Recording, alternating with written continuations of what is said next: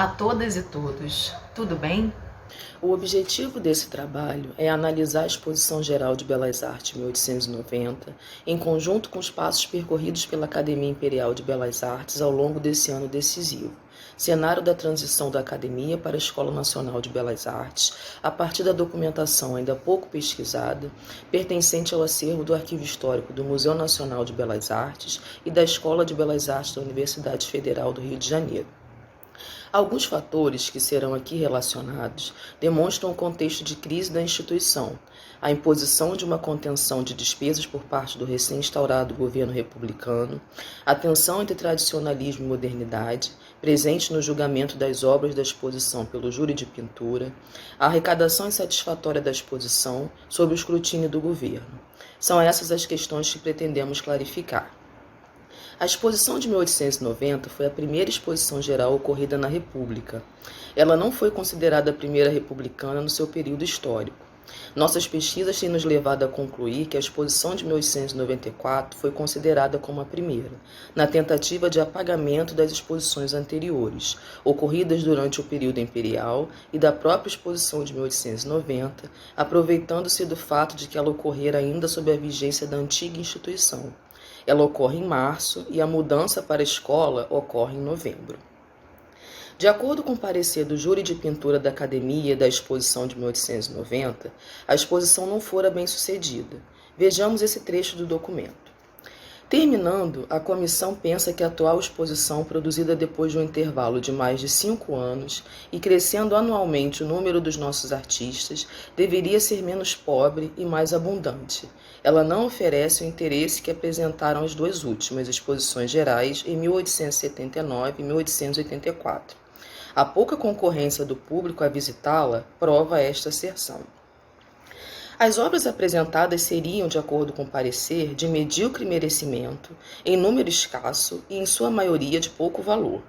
Um insucesso inesperado. O número de visitantes foi de 4.003 em 1890, um contraste com os aproximadamente 300 mil em 1879, quando a entrada era gratuita, e os 10.347 em 1884, com o início da cobrança dos ingressos. A exposição de 1890 durou 34 dias, entre 26 de março e 30 de abril. Vendeu apenas um quadro dos 279 objetos exibidos. O público pagante conta 5.262 pessoas, com a venda de 1.164 catálogos. O déficit deixado na academia fora de R$ 1.500.000, cerca de R$ 184.000.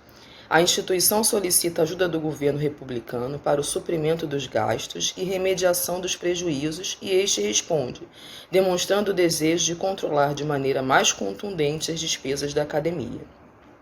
Em relação às obras expostas em 1890, algumas foram adquiridas. Praia Formosa, de Hipólito Caron, Turbino e Funeral em Sandoná, de Antônio Parreiras, Os Bandeirantes, de Henrique Bernardelli, Caipiras Negaciano, de José Ferraz de Almeida Júnior e Morro da Viúva, de Joaquim José da França Júnior. Elas compõem atualmente o acervo do Museu Nacional de Belas Artes, no Rio de Janeiro. A mostra concedeu as seguintes premiações aos artistas considerados com melhor desempenho. Primeira medalha de ouro para Henrique Bernardelli, segunda medalha de ouro para Antônio Parreiras, Hipólito Caron, Antônio Alves do Vale de Souza Pinto, João Batista Pagani, Estevão da Silva, Merri de Saint-Denis e Tavares Sobrinho. Medalha de prata para Beno Treidler, Benvenuto Berna e Heitor de Cordovil. E menção honrosa para Eliseu Visconti, João Batista da Costa, Joaquim José da França Júnior, Rafael Frederico e Braz Inácio de Vasconcelos, Ludovico Maria Berna e Eugênio de Andrade. No referido parecer, o júri se ressente do fato de a exposição ter um número reduzido de retratos e de obras de pintura histórica. A pintura histórica quase não foi representada e o gênero retrato, sempre muito abundante nas passadas exposições gerais, na atual, além de escasso, não apresenta nenhuma obra de superior merecimento. Este ramo da pintura, de que mais proveito tiraram outrora os nossos artistas, vai desaparecendo à proporção dos progressos que faz a fotografia. De acordo com o documento, tais gêneros artísticos ainda eram muito apreciados na academia em pleno final do século XIX. Traçando um paralelo com a França, levando em conta a impossibilidade de se analisar a arte brasileira do 800 sem vinculá-la à arte europeia, percebemos que o cenário no Salão de Paris de 1889 apresenta contornos diversificados. Gêneros tradicionais também não são totalmente desprestigiados nesse momento. Deparamos-nos então com uma questão interessante. Temas mitológicos, históricos e religiosos estavam mesmo sendo vistos nesse período como ultrapassados? É possível fazermos uma leitura homogênea dessas predileções por determinados gêneros artísticos, tanto na Europa como aqui no Brasil? O que se percebe é que não havia uma unanimidade quanto ao gosto por gêneros específicos. Da mesma forma que os visitantes tinham visões plurais, havia relatos controversos de críticos. Alguns criticavam os temas bíblicos e mitológicos como ultrapassados, e outros diziam que a transposição de um tema antigo para a realidade contemporânea era o que dava sentido à obra. Segundo Cavalcanti, não eram os temas que determinavam o caráter moderno ou não de uma pintura, mas a forma de apresentá-los devia trazer uma imagem contemporânea, própria do tempo do artista. Essa diversificação parece constar no parecer da exposição de 1890, quando o júri trata das pinturas de Rodolfo Amoedo e de Almeida Júnior. Os trabalhos de Amoedo são muito criticados. Os trabalhos expostos pelo Sr. Rodolfo Amoedo não passarão desapercebidos à comissão. Não pôde ela, porém, indicar-lhes prêmio algum por serem muito inferiores, quer no desenho, quer no colorido, quer na maneira de fazer, aos que executou na Europa durante o tempo de sua pensão.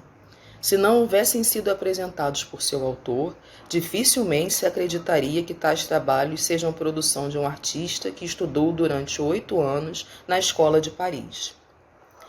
Uma leitura apressada poderia insinuar que a postura da comissão julgadora em relação às obras de Amoedo está ligada ao conservadorismo na escolha dos estilos e do fazer artísticos, costumeiramente tido como característica central da academia. No entanto, se ela se mostra conservadora para este artista, não age da mesma maneira em relação a Almeida Júnior. E neste caso se acha, entre os atuais expositores, os senhores Medeiros, Pérez e Ferraz da Almeida, conquanto, no juízo da comissão, o quadro deste último, Os Caipiras Negaciano, seja um dos mais belos, se não o mais valioso da atual exposição, principalmente considerando-se que seu talentoso autor o produziu em São Paulo, onde o elemento artístico não está mais provido de recursos do que nesta capital. Caipiras Negaciando é um quadro da fase regionalista de Almeida Júnior que recebe elogios imperativos do júri da Academia. É considerado um dos mais belos e o mais valioso da exposição. Pintura de caráter realista, com ênfase na luminosidade, dialoga claramente com a modernidade, demonstrando o apreço do artista por Gustave Courbet ou Jean-Baptiste Corot, importantes nomes do realismo francês do século XIX.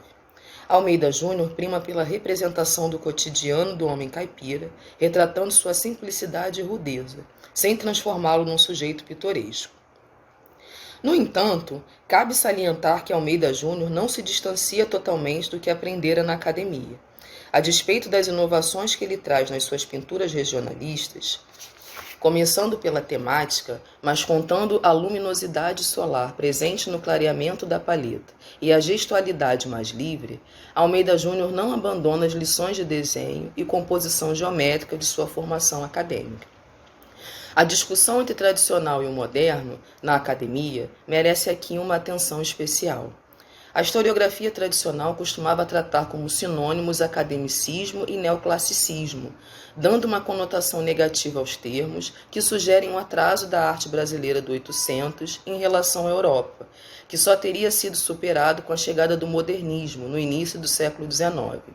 De acordo com Pereira, acadêmico não é um estilo, mas um modo específico de ensino e produção artístico, caracterizado pelo respeito a um sistema determinado de normas. Ademais, contrariando a noção de atraso atribuída tradicionalmente à arte brasileira no 800, Cavalcanti ressalta ser impossível ignorar que a originalidade, a liberdade e a verdade foram valores artísticos presentes no século XIX. Tais valores não são, portanto, revelados com o modernismo. Eles eram, inclusive, critérios para se julgar uma obra de arte como boa, de acordo com as comissões julgadoras das exposições gerais. Vejamos essas análises presentes nos pareceres. Uma obra é boa pela harmonia, correção do desenho, propriedade no colorido, maior fineza na execução do trabalho, suavidade ao pintar, colorido harmonioso e agradável, belo efeito de colorido, profundeza no céu, transparência nas águas, observação da verdade no movimento. A originalidade, a composição são quase tudo, e esse poderoso contingente da arte é a melhor revelação do gênio e da instrução do artista. Um trabalho é bom por ser consciencioso, bem observado e verdadeiro. Estudo da composição, que é a parte mais difícil da arte que lhe dá toda a superioridade, pois que do contrário ela ficaria suplantada pela fotografia. Colorido verdadeiro e harmonioso, desenho sofrivelmente exato. A instituição funcionaria como promotora da emulação espontânea pela ampla liberdade que oferece às faculdades do talento, independentemente de sexo, idade ou nacionalidade. Retomando o parecer de 1890, no que tange ao Amoedo e Almeida Júnior, soa-nos muito simplista dizer que a academia tinha uma postura invariavelmente conservadora. Possíveis atritos políticos no interior da academia também não podem ser descartados como disparadores de críticas ao Amoedo.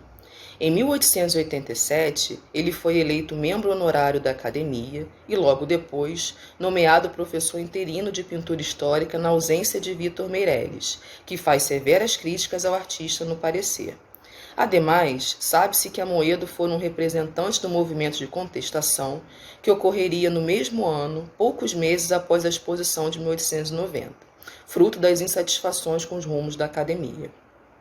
Lidamos, portanto, com uma diversificação nos estilos artísticos na produção acadêmica do Brasil, sem uma ruptura radical.